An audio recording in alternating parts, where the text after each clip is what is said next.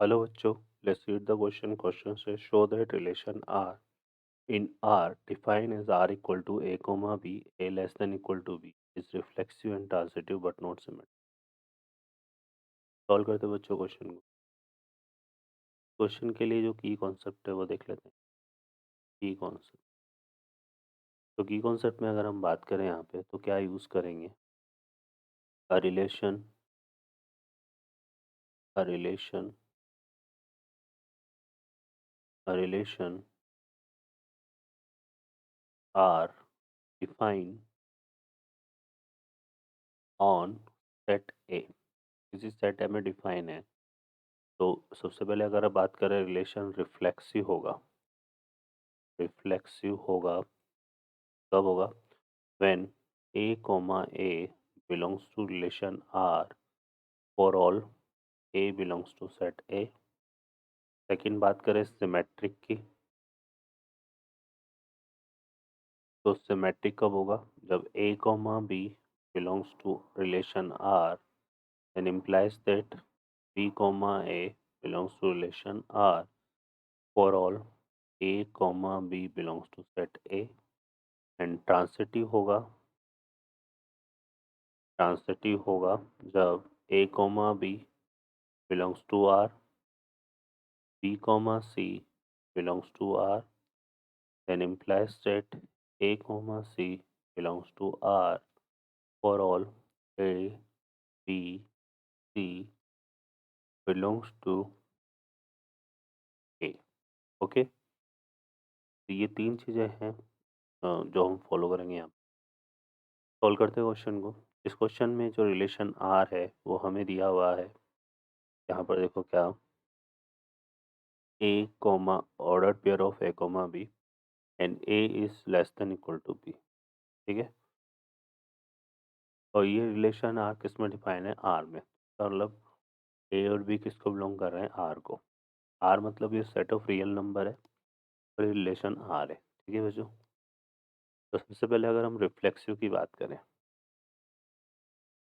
तो रिफ्लेक्सिव में हम क्या लेते हैं? A comma A belongs to R. तो इसका मतलब क्या हो गया? A less than equal to A होगा, क्योंकि इसमें इक्विलिटी मेंशन है तो यहाँ पर रिलेशन क्या हो रहा है? ट्रू हो रहा है ना। हम बोल सकते हैं कि हैंस इक्विलिटी है यहाँ पर। तो और ये क्या होगा? For define for all a, है ना।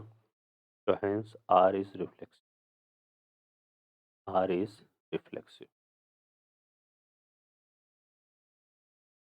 ठीक है, अब हम बात करते हैं किसके? सिमेट्रिक। सिमेट्रिक में हम क्या लेते हैं? देखो यहाँ पर सिमेट्रिक में हम लेंगे A comma B belongs to R. अब A comma B belongs to R है तो इससे हमें क्या मिलेगा? A less than equal to B. और B comma A belongs to R अगर हम ले ना, तो यहाँ से हमें मिलेगा B less than equal to A. तो हम ये कह सकते हैं कि यहाँ पर जो ए कोमा बी से आया वो बी कोमा ए से नहीं होगा, क्योंकि अगर ए जो है वो बी से छोटा है तो बी ए से छोटा नहीं होगा। तो मतलब हम बोल सकते हैं कि hence hence a comma B belongs to r, then not implies that b comma a belongs to r। तो r is not symmetric, not symmetric. R जो है वो सिमेट्रिक नहीं होगा। अब बात करते हैं किसके बारे में? Transitive.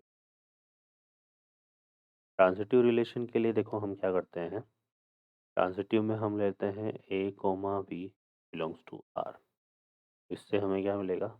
A less than equal to B. फिर हम लेंगे B comma C belongs to R, तो यहाँ से हमें मिलेगा B less than equal to C. अब A less than equal to B है और B less than equal to C है, तो हम यहाँ से क्या बोल सकते हैं? Hence A will be less than equal to सी। तो ए कोमा सी किसको बिलोंग कर रहा है? आर को।